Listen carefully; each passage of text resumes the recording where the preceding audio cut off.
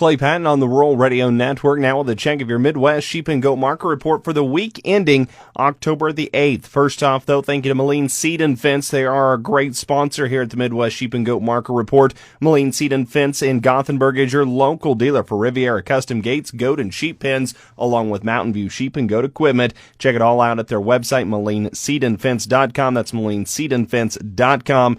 Go there. They've got some great folks holding down the fort right now, and they are ready to take in all your goat and sheep questions, especially on the equipment side. It's Moline Seed and Fence, your sponsor for the Midwest Sheep and Goat Market Report.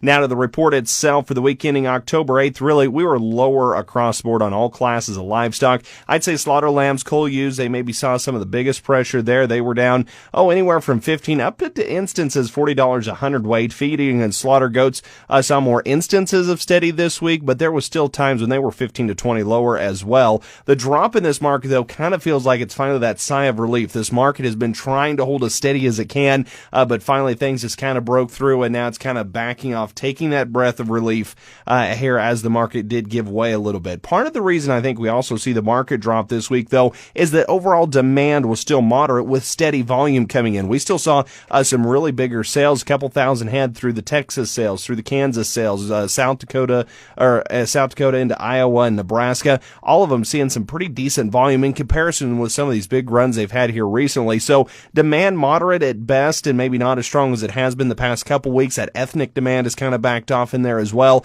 So the demand doesn't seem to really be out there as strong. So that kind of backs off, and the culmination of it, we get a drop in the market. Now with that as the overall drop, I do believe is a culmination of things this week. We got lack of ethnic demand kind of a couple months out before we really start seeing more pickup into buying for 2023 holidays. As well, a lot of guys contending with this concerns about feed. What do we do? What do we feed this livestock once we get it back into the place? So that's definitely a concern for them. There's still that lingering thought as well about the overall health of the consumer market. Do I buy now? And am I betting that the consumer is still going to be as aggressively purchasing protein as they were a year ago, especially in some of the niche markets that small ruminants like sheep and goats find themselves in? The good news is this week we continue to see that wages are on the rise. The JOLTS job report showed that we saw an increase above analyst estimates for job growth in the month of September, and for the month of August, wages increased another 0.3%. Overall, year-to-date wage inflation this year is up about 5%. So wages are helping consumers fight inflation. They're getting paid more, so they're able to continue that system and that lifestyle that they have kind of become accustomed to over these last couple years. That includes buying their favorite proteins, being able to celebrate in the fashion that they want. With that in mind, though, the Federal Reserve seems bent on breaking this labor market, stagnating that wage inflation. So now it kind of becomes a question of, okay, if the Feds are willing to do that, how do we start to time and where will that happen? So that's depending on a little bit of where you want to be in this market. Fed likely, with Fed fund rates on Friday, they're likely to raise another 0.75% when they meet again in November. So back to the timing of this, when does this labor market break? So if it breaks early in the first quarter of 2023, January through March, that may likely sees, if we see a big pullback, more recessionary mindset, the consumer maybe doesn't hit as hard, and we don't quite see that big run up, that big peak in the market, seasonally speaking, that we do in sheep and goats there in the first part of the year. Flip side of it, the labor market doesn't break till later on in the year. We still get that big run up, but then once we start into that summer low, the bottom kind of falls out of everything. Either scenario, not necessarily what a sheep or goat producer wants to see, and it all comes down to it's a timing situation. When will we see it if, in fact, the labor market does break? Again, this is all hypothetical, but it's kind of thinking out loud, thinking through with you. It does look like we've got likely some downturn coming at some point in 2023. Now, still some good quotes coming out of this week. These are kind of those upper end, high end quotes. So I'd say a lot of there's other quotes that just kind of fall in that median average that are below these, but still always want to celebrate those good ones. Columbus Sales Pavilion sold 14 head of slaughter goats weighing 77 pounds, boar cross on them. They were $230 a hundredweight. That's $177.50 a head. Colby Livestock sold 22 head of replacement whiteface wool ewes weighing 64 pounds for $217.50. That was $139 a head. Colby also also sold one Dorper hair ram, weighed 215 pounds, $192.50. That was $413 on him.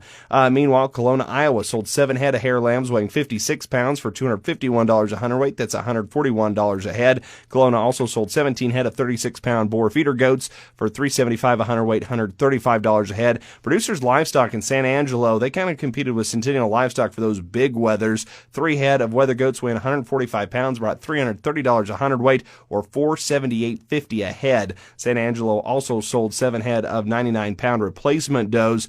These were running age 2 to 4 year olds, but they still came out $220 a head.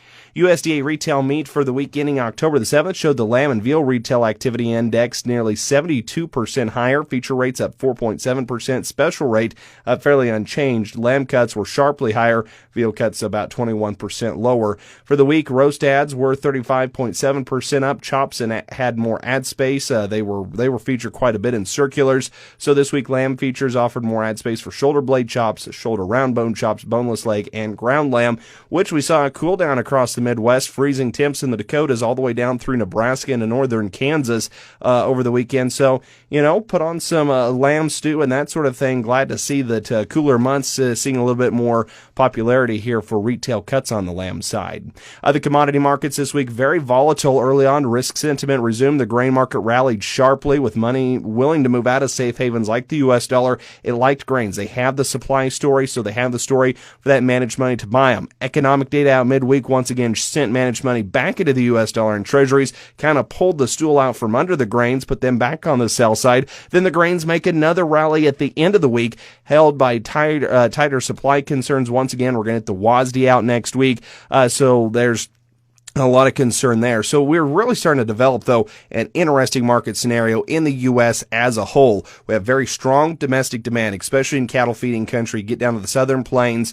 On the flip side of that, though, we typically should really be picking up our export business right now. This is the prime time for U.S. grain exports in early harvest, getting a lot of it sold. It comes out of the fields, gets on the boats, and goes. The Mississippi River is facing some of its lowest levels since 1988, according to analysts. So with that in mind, they're having slower barge movement, basis at the river's crumbling, and they're actually trying to ship like that big I-State corn back out at areas like Garden City, Kansas, trying to get it back out into the market where there's stronger domestic demand. So that kind of throws off, how does this balance sheet, how does that change things going forward? So it sets up a really interesting one. The good news is livestock feeders, looks like that demand, local demand, domestic demand, looks like it's going to beat out the export, and where they can't ship and they can't logistically get it out, the strong U.S. dollar not letting them export as much, that looks to be beneficial to the livestock feeder, albeit still coming at a very expensive cost.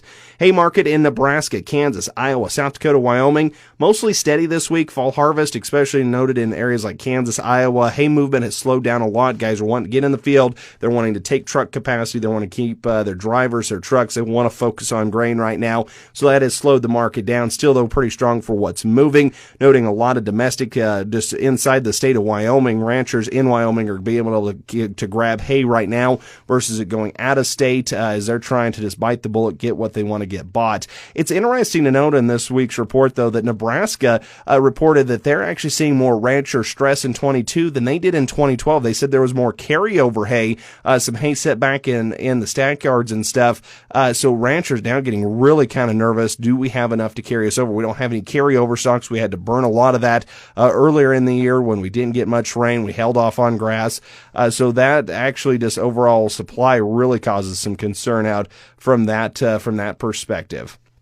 Lamb slaughter this week, 33,000 head through Saturday. We've been stagnant there. Unfortunately, that's unchanged with the previous week. Past couple weeks, we're down 7,000 from last year. So year-to-date lamb slaughter, 1.33 million. We're now 9.2% back. We're about 136 head lighter. Problem is, we're producing the same amount of lamb. Live lamb weights this week, 130 pounds, up a pound, up 6 pounds from last year. Dressed lamb weight, 66 pounds, up a pound from last week, up 4 pounds from last year as well. Goat slaughter under federal inspection, 90 356 head.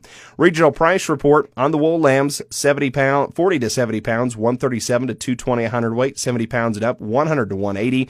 Hair lambs, 20 to 40 pounds, 175 to 315, 40 to 70 pounds, 140 to 299, 70 pounds and up, 125 to 165. On the wool ewes, stocker ewes, 125 to 217.50, slaughter wool ewes, 45 to 120, hair ewes, replacement quality, $150 to $300 a head, slaughter hair ewes, 50 to 145 a head, hair rams, 100 to 192.50. On the kid goats, 20 to 40 pounds, 275 to 375 a hundredweight, 40 to 70, 225 to 344, 70 pounds and up, 250 to 341. On the wethers, 70 pounds and up on the goats, they were 2 to 330 this week. On the slaughter does, medium and fleshy, $120 to $275 a head, replacement quality does, $150 to $300 a head. On the slaughter bucks, $150 to $250 a head. And that is the latest here in the Midwest Sheep and Goat Market Report. Have a great rest of your week. Look forward to talking to you next week.